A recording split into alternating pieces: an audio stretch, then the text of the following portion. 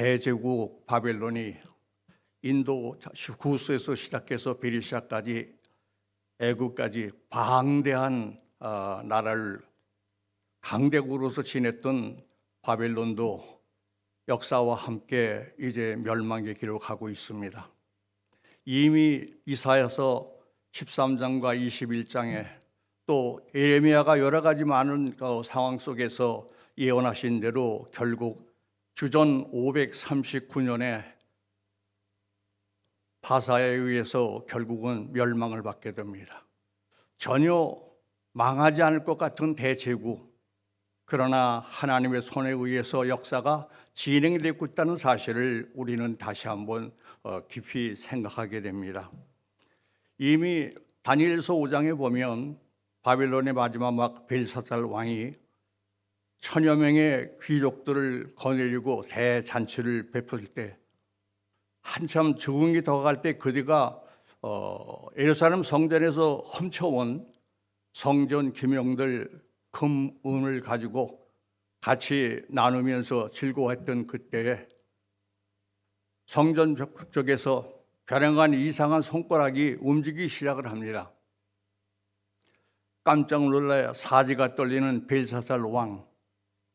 그러나 그것을 해석할 수 있는 사람이 아무도 없었습니다. 그때 다시 다니엘을 불러서 다니엘로 하여금 그것을 해석하게 되는데 그 문화는 메네메네 데겔 보라입니다. 결국 그것은 뭐냐? 세어보고 달아보니 부족하여 나누니라. 결국 그 밤에 바사에 의해서 결국 난공불락의 석이 멸망을 받게 되는데 역사가의 기록에 의하면 바빌론은 외성과 내성으로 되어 있다고 합니다. 높이가 7m, 폭이 5m, 3.5m 두 가지로 외성과 내성에 있어서 전혀 불가능한 상태에 있었던 그 바벨론이 결국은 망함으로 말미암아 그동안 포로 생활에 있었던 이스라엘이 이제 해방의 기쁨을 결국은 맛보게 되었습니다.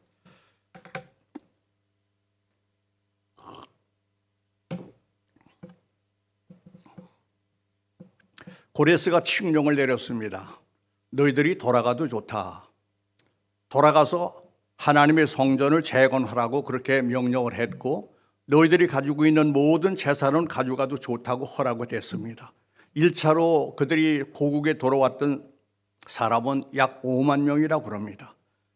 고국에 돌아보니 상상을 초월할 수 있는 그 여러 가지 사건 앞에 그들은 울고불고 할 수 있지만 더 이상 그것을 계속할 수가 없어서 성전 재건을 시작하는데 성전 재건은 처음부터 또 여러 가지 방해와 공작 속에 빠지게 됩니다.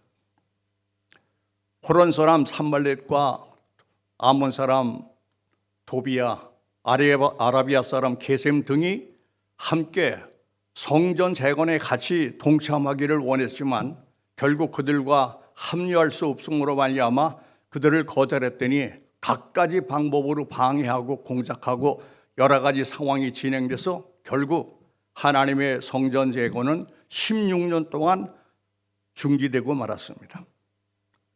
성전 재건이 외적으로 내적으로 이러한 이유로 중단되었을 때 과연 유대인들은 뭐를 했냐? 유대인들은 각자 자기 안일에 빠졌고 사치했고 자기의 집을 건축하기에 바빴고 궁궐 같은 집을 지면서 안일함에 빠지는 그런 상황 속에 계속해서 정제되어 있을 때 하나님의 말씀이 학개와 스가랴 선지자를 통해서 경고의 말씀이 그들에게 전해집니다. 선지자들은 그런 말하기를 백성들의 무관심을 책망하면서 결국 이러한 일 때문에 하나님이 우리 민족들에게 벌을 내려 우박과 여러 가지 재앙을 민족들에게 내린다고 그렇게 경고하셨습니다. 이때 총독 스룹바벨과 대제사장 여호수아가 백성들을 동회하면서 다시 성전 재건에 임하게 돼서 결국은 이제 성전 재건이 오래간만에 다시 이루어지게 됩니다. 사랑하는 성도 여러분, 본문의 내용은 실제로 있었던 역사적인 사건입니다. 이 말씀은 바로 이스라엘만 향한 신앙적 일깨움뿐이 아니라 오늘 이 시대 이 나라 이민족뿐만 아니라 우리가 섬기는 교회들 나 자신 여러분에게 주셨던 예언의 말씀인 것을 우리가 깊이 의미하며 받아들여야 될 줄입니다. 신약 시대에 신령한 집을 건축하는 것과 구약의 장막 성전을 건진 것은 불가분의 관계가 있는데 구약은 신약을 전개하기 위한 영적인 그러한 비유와 모형인 것입니다. 구약 시대는 손으로 장막을 건축했지만 신약에서는 말씀과 은사로 말미암아 하나님의 성전이 건축된다는 사실을 우리가 생각해 보면서, 그러므로 구약에서의 재료는 나무와 돌이지만 신약의 신령한 집은 성령의 종용을 통해서 이루어진다는 사실을 저희들은 알게 됩니다. 먼저 오늘 우영아 목사님께서 공독해 주신 말씀은 이 말씀은 신약의 집을 건축하는 것을 영적으로 여기서 지금 묘사하고 있습니다. 히브리서 9장 9절에 보면 이 장막은 현재의 비유다 그렇게 말씀하고 있습니다. 신령한 집은 어떻게 건축하냐? 성령의 조명하심을 통해서 지도와 인도를 받아서 신령한 집을 건축할 수 있습니다.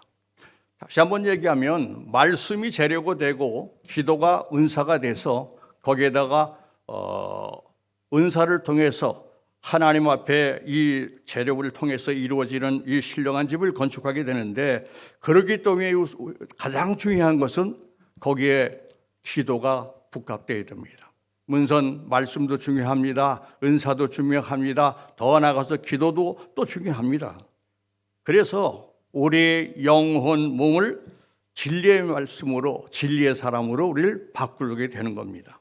그러므로 말미암아 신령한 사람이 된다는 것은 우리 안에 덕이 세워지고 그 덕이 외부로 표출되는 것을 의미하는 겁니다. 다시 한번 얘기하면 내 안에 새로운 존재가 날마다 하나님의 성령 안에서 새로워지는 사실을 우리가 여기서 깨닫게 되는 겁니다. 그러면 우리가 두 번째로 우리가 생각할 수 있는 건 신령한 집을 건축하라는 의미가 과연 뭐냐? 이 말은 신앙의 자리를 우리에게 바로 세우라고 하신 하나님의 명령이라는 겁니다. 사도 바울은 그리스도의 피로 깨끗함을 얻은 우리 몸 하나하나가 하나님의 성전이라고 말씀했습니다. 고린도전서 6장 12절 말씀, 19절 말씀을 좀 띄워주십시오.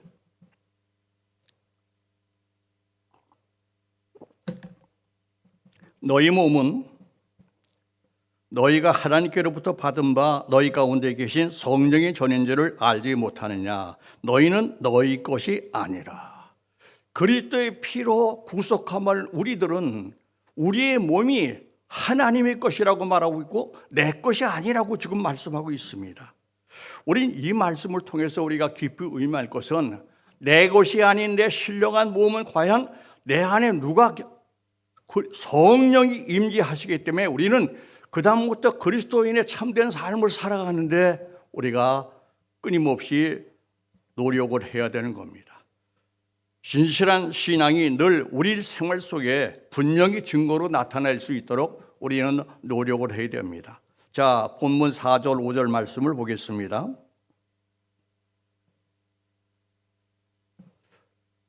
학개서 1장 4절 5절 말씀입니다. 이 성전이 황폐했거늘 너희가 이때에 편벽한 집에 거주하는 것이 옳으냐? 그러므로 이제 만군의 여호와가 이같이 말하노니 너희는 너희의 행위를 살필지라. 이 말씀을 우리가 보면 황폐한 신앙의 자리를 너희들이 돌아보지 아니하고 넌 자신의 삶을 안위하는 데만 끊임없이 쾌락을 느꼈다고 하나님의 진노가 여기서 임하고 있습니다. 더군다나 7절 하반절에 보니까 너희는 자기 행위를 살필지라고 말하고 있고 8절에 보니까 너희는 산에 올라가서 나무를 해가지고 성전을 건축해라. 그래야 내가 기뻐하고 내가 영광을 얻을 거라고 그렇게 말씀하셨음에도 불구하고 그들은 자기의 안일에 결코 빠지고 말았습니다. 오직 하나님에 대한 신앙 하나로 역사의 고난을 견뎌낼 수 있었던 이스라엘이 황폐할 대로 황폐했던 성전을 방치했다는 것은 과연 뭐냐? 신앙생활의 나태와 영적인 무관심을 여기서 의미하는 겁니다. 이 시간 우리 스스로 이 자신을 우리가 한번 돌아볼 필요가 있고 깊이 각성해야 되고 결단을 요구하고 있습니다. 본문에서 판평한 집이라는 것은 백향목 널판지로 꾸민 집입니다. 호화스러운 집입니다. 사치스러운 집입니다.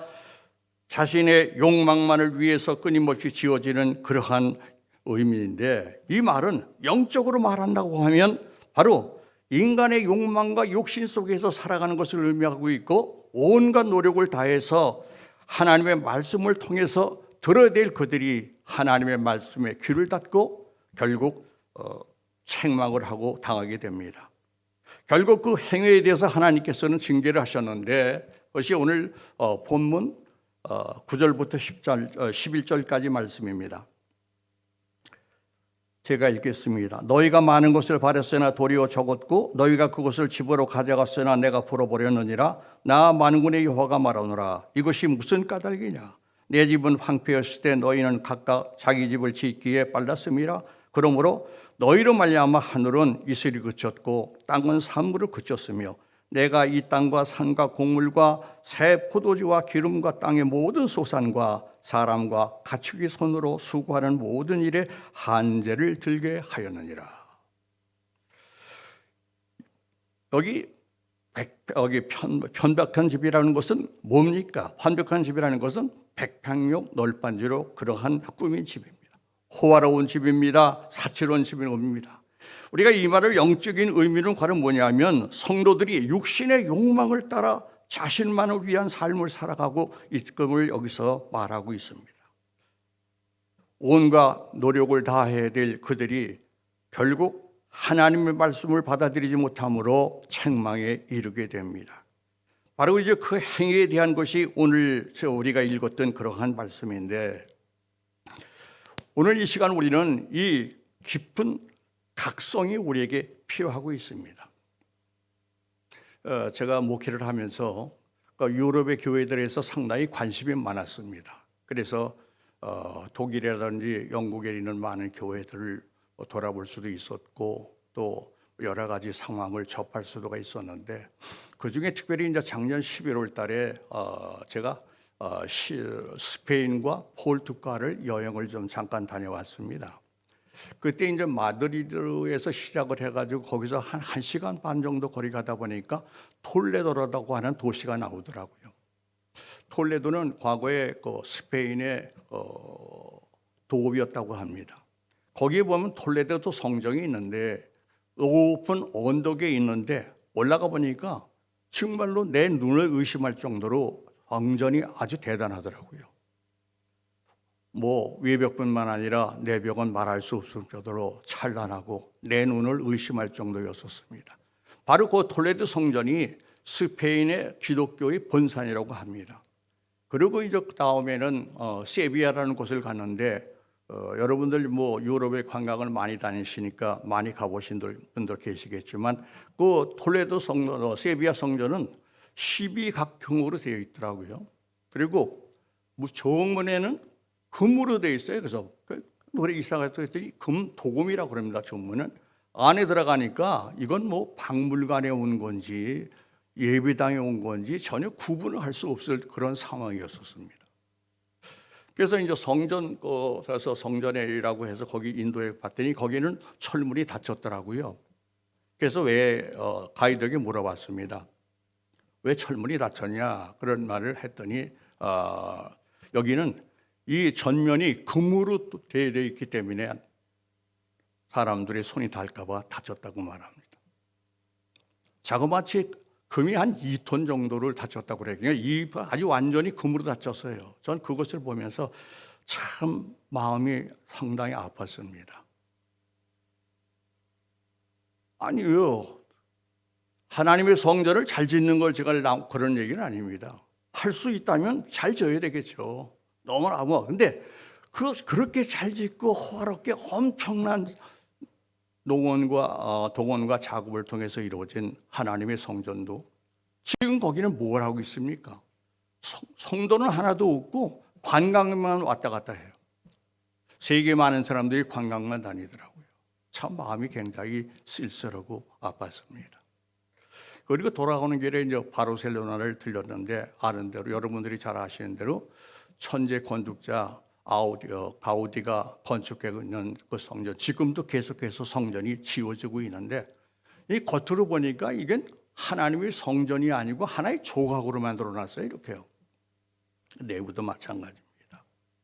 전 그것을 보면서 저 마음이 굉장히 쓸쓸하고 아팠던 그런 있습니다. 우리가 여기서 바로 깨달아야 될 것은 성경이 우리에게 뭐라고 말합니까? 요한복음 6장 63절입니다. 살리는 것은 영이니 육은 무익하니라. 내가 너에게 이른 말은 영이요 생명이다. 살리는 것은 무익하니 육이 무익하니라. 영이니 너에게 이른 말이 영이요 생명이라. 로마서 8장 5절과 6절 말씀을 보겠습니다. 육신을 따르는 자는 육신의 일을, 영을 따르는 자는 영의 일을 생각하나니 육신의 생각은 사망이요 영의 생각은 생명과 편안이라.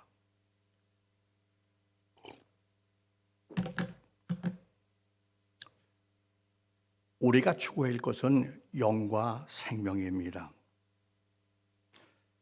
사람의 구조는 영혼, 몸 되었는데 육신의 재료는 바로 흙입니다. 육신은 작은 일에도 실망하고 또 때때로 고독하고 만족이 없어요. 우리 육신에 아무리 좋은 걸 많이 먹여보세요.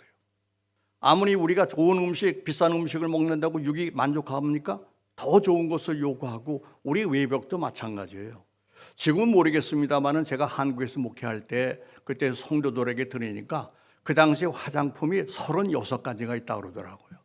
아니 36가지를 얼굴에 어떻게 다 바르는지 모르겠는데 터덕덕 바른다고 해서 그 사람이 결국 그렇게 이뻐질까요? 왜 우리가 예수를 믿어도 실패하고 낙심합니까? 예수를 오랫동안 믿었는데도 결국 만족하지 못한 삶을 살아가는 사람들이 많이 있더라고요. 때로는 좌절에 빠지기도 하고 때로는 낙심에 빠지기도 합니다. 어떤 사람들은 굉장히 많이 가지고 많은 소유와 정말 부유를 누렸음에도 불구하고 기쁨이 없습니다. 왜 그럴까요? 한마디로 영혼이 곤고하기 때문입니다. 그래서 우리는 이 시간 우리가 결단될 것은 바로 뭡니까? 우리는 생각을 바꿔야 됩니다. 육신의 생각에서 영의 생각으로 우리는 바꿔야 됩니다. 베드로후서 1장 3절에 보니까 신의 성품에 참여하는 자가 되라고 말합니다. 그렇습니다. 신의 성품은 바로 뭡니까? 거룩입니다. 그러니까 우리가 하나님께서 우리에게 거룩을 요구하고 있지만 내 안에 담고 있는 보면 내 안에 자아가 끊임없이 나를 괴롭히고 세상적인 방법으로 생각하고 누리게 하기를 원하고 있습니다. 이제 우리는 신령한 집이 무엇인지, 신령한 집을 짓고 거룩한 제사를 드리는 것이 무엇인지를 우리는 깊이 깨달아야 될 줄로 압니다. 신령한 집이 내 안에 지어질 때 우리는 신령한 체험을 하게 됩니다. 신령한 집이 체험되면 결국은 성부, 성자, 성령 삼일체 하나님이 내 안에 내주하게 됩니다. 그렇게 될 때 우리는 가치관이 바뀌어지고 실제 그때부터 영적 실제가 끊임없이 나타납니다. 그럼 우리가 마지막으로 나눌 수 있는 말은 신령한 집은 어떻게 건축하는가? 신령한 집은 앞서 말했습니다마는 말씀이 재료가 되고 은사가 기술이 되어서 성령의 지도와 인도를 받아야 건축할 수 있습니다. 신령한 집이 우리 안에 건축하여야 하나님이 우리 안에 거하시게 되는 겁니다. 아주 옛날 얘기를 잠깐 하겠습니다. 제가 이제 신학교를 졸업할 때입니다. 아주 굉장히 오래됐죠. 그때 우리 동료들 중에서 그때는 지방에 교회가 담임자가 없던 때가 많이 있었습니다. 그래서 신학생들이 거기 교회를 담임하기도 하고 뭐 어떤 목사님은 몇 군데까지 함께 그렇게 현목하기도 했습니다. 그래서 야 이제 지금 우리가 여기서 헤어지면 언제 우리가 만날는지 모르니까 그러지 말고 우리가 참 기도를 해서 그냥 소나무 뿌리라도 하나 뽑자. 기도를 결단하자. 그래서 마음의 결단을 하고 3일을 금식하기로 하고 저희들이 동료들이 같이 동두천에 있는 미디안 기도원에 올라갔습니다. 12월 하순이니까 지금처럼 뭐 여기가 춥지 않지만 굉장히 추웠었습니다. 첫날 그 원장 목사님이 말씀을 주시는데 굉장히 은혜가 되더라고요. 그래서 야 여기 우리가 올라온 목적이 뭔가 그렇게 생각을 하면서 늦게 우리끼리 모여서 기도회를 마치고 이제 잠자리에 들어서 잠을 자는데 2시에 번뜩 눈이 떠지더라고요. 그래서 기도해야지. 그리고 대충 옷을 준비해가지고 바깥에 나가는데 얼마나 날씨가 추운지 그리고 눈보라가 쳐가지고 그냥 눈 치니까 두려움이 앞서요. 나 이게 산에 올라가서 기도해야 되겠다는 거? 이거 도저히 안 되겠다. 그리고 눈이 얼마나 많이 오는데 무릎 가까이 쌓일도록 왔고 온 천지가 다 하얀 눈으로 뒤덮여 있기 때문에 어디가 어딘지도 구별할 수가 없습니다. 이거 어떻게 쓰면 좋을까 잠시 생각하다가 그리고 이제 할 수 없어서 그 교회 기도원에 지하실이 있습니다. 지하실에 내려가면은 이제 거기에 기도굴이 있는데 기도굴이 콘크리트로 되어 있어요. 쭉 콘크리트로 되어 있고 2층으로 되어 있습니다. 그런데 아주 조그마해. 이렇게 여기 앉으면 딱 맞아요. 이렇게. 그래 딱 반만 할 정도입니다. 그래서 결국 올라가는데 얼마나 추웠는지 제가 손이 콘크리트에 닿으면 이 손이 들러붙을 정도였었어요. 그래서 2층에 기어 올라가서 앞에 보면 십자가 조그만 거 하나 있고 거기에 이제 조그만 빨간 등이 하나 켜 있길래 그때 이제 나름대로 이제 고열 찬송을 계속 부릅니다. 얼마나 많이 불렀는지 모르겠어요. 제 생각나는 대로 그냥 뭐 있는 대로 뭐 음정 박자 곡조가 맞든 안 든 간에 그냥 돼지 목다는 소리를 해가면서 끊임없이 찬양을 합니다. 제 생각엔 그때 한 30분은 찬양하지 않았는가 그렇게 생각하고 앞에 있는 틀을 소등시키고 이제 거기서 엎드려서 기도를 하는데 다니엘이 한 기도처럼 주여 들으소서 주여 용서하소서 주여 들으시고 실행하소서 행하소서 이것을 목표로 하면서 우리가 온 목적을 가지고 끊임없이 기도를 합니다. 한참 기도하고 있는데 그냥 위에서부터 불이 요거 지금 현재 우리 기도실은 요 정도밖에 안 돼요. 폭이 앞에가 요만하니까 그냥 불이 하늘에서 또 환하게 비치는 거예요. 깜짝 놀랐어요. 이거 웬일이지? 내가 뭘 봤나? 눈을 떴습니다. 환해요. 똑같아요. 감았습니다. 똑같아요. 그때 저는 첫 번 하나님의 임재를 제가 경험하게 됐습니다. 그때 하나님께서 주신 말씀이 시편 50편 15절 환난 날에 나를 부르라 내가 너를 건지리니 내가 나를 영화롭게 하리로다. 29자입니다. 이것이 이제 내 인생의 새로운 길잡이가 돼서 하는데 그때부터 생각이 달라지더라고요. 미웠던 사람도 이뻐 보여요. 그리고 모든 환경이 달라져요. 아마 그것을 기점으로 해서 교회를 개척했을 때 교회가 새로운 큰 변화를 이루었던 것을 생각하면서 날마다 어려울 때마다 저는 그 시편 50편 15절의 말씀을 끊임없이 제가 기억하면서 묵상을 합니다.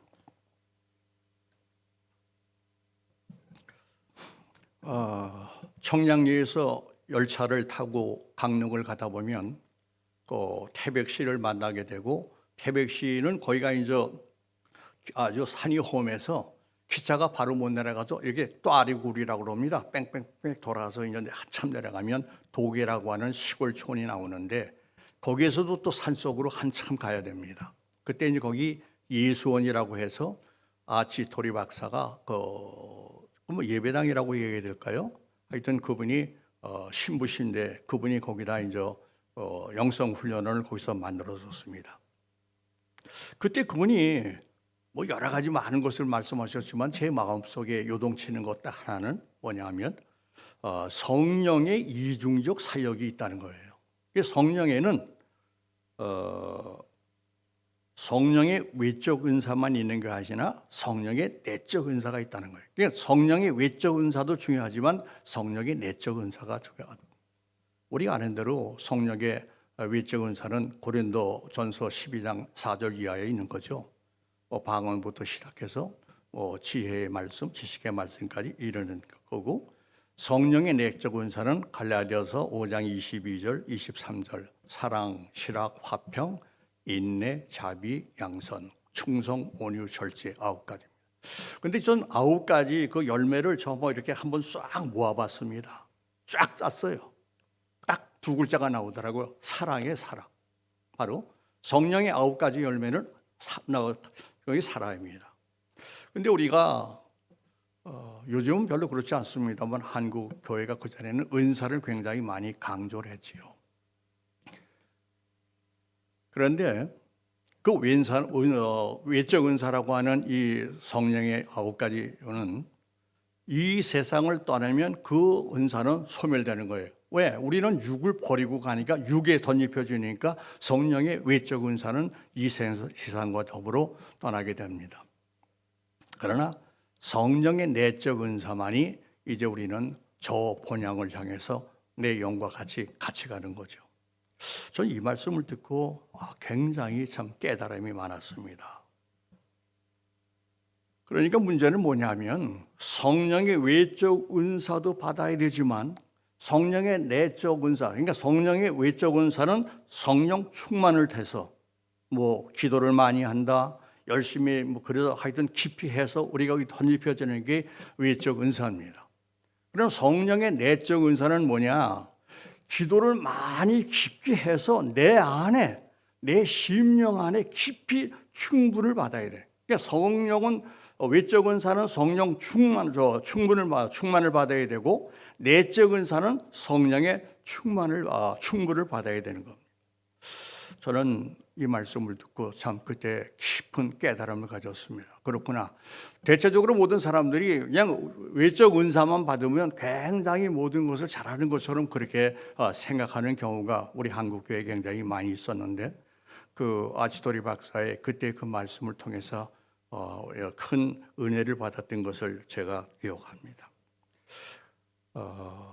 대부분 많은 성도들이 은사가 임했습니다. 많은 분들이 우리 교회도 아마 그런 분들이 굉장히 많을 겁니다.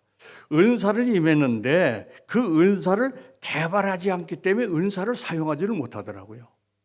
하나님이 주셨어요. 하나님이 주셨는데 그 은사를 활용하지 않아요. 그러니까 은사가 결과적으로 사장될 수밖에 없는 겁니다. 그러니까 은사는 적극적으로 활용을 해야 됩니다. 사랑하는 우리 동목교회 성도들, 성령 충만과 성령 충만을 받아야만 합니다. 내 안에 그때 심령 성전이 세워지고 이때 주님과 동행하는 삶을 살아가게 되는 겁니다.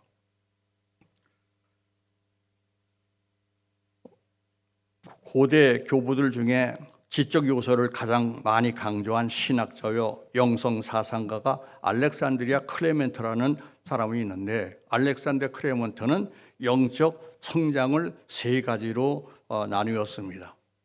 요거 좀 띄워주시겠습니까? 영적 성장의 여기 있는 대로 첫 번째가 마음의 종합, purification, 두 번째는 영적 조명, illumination, 세 번째는 합일이 된 게 life of unit. 근데 이 마음의 종화는 뭐냐? 마음의 종화는 자신을 전적으로 포기하는 겁니다. 자신을 전적으로 포기하고 내 안에 있는 모든 욕망, 자아를 완전히 제어하고 극복하는 겁니다. 즉 우리 영혼과 심성이 맑아지고 깨끗하게 정화되는 걸 말하고 있습니다. 두 번째 영적 조명은 전적인 자기 포기와 고결한 삶을 통해서 우리 영혼이 정화되므로 우리의 영안이 열리고 우리의 내면 세계가 찬란한 영적 광명으로 밝아지는 걸 말합니다. 다시 한번 얘기해서 마음의 정화가 이루어져야 영적 조명이 이루어진다는 얘기죠. 간단한 예를 한번 들어보겠습니다. 아래층 창고에 오래된 큰 거울이 있습니다. 전혀 쓰지 않았기 때문에 새까맣고 거울이지 뭔지를 분간할 수 없는 그런 상황인데 어느 날 갑자기 그걸 조금 이렇게 쓸어봤어요. 거기서 보이기 시작을 합니다. 다 쓸었습니다. 깨끗해서 내 몸이 보입니다. 마찬가지입니다. 우리 영혼이 그냥 내버려 두면 똑같이 그 새까만 거울로밖에 변할 수가 밖에 없어요. 우리는 자꾸 우리 영혼을 씻어야 됩니다. 새롭게 정화를 시켜야 됩니다. 그럴 때 우리 영혼이 새로워지고 신령한 집이 세워지고 하나님과의 교통함이 영적으로 이루어지는 겁니다. 우리 영혼이 열리고 우리의 내면 세계가 찬란한 광명이 이루어지고 우리의 영혼을 밝게 하는 것이 바로 영적 조명입니다. 세 번째 하빌의 단계는 이제 첫 번째 마음의 정화와 두 번째 영적 조명이 이루어졌을 때 우리 영혼의 정화와 광명을 통해서 이젠 하나님과 우리와 하빌의 단계가 우리에게 이루어지는 겁니다. 하나님과 우리와 함께 사는 거죠. 쉽게 얘기해서 내가 그리스도 안에, 그리스도가 내 안에 살아가는 겁니다.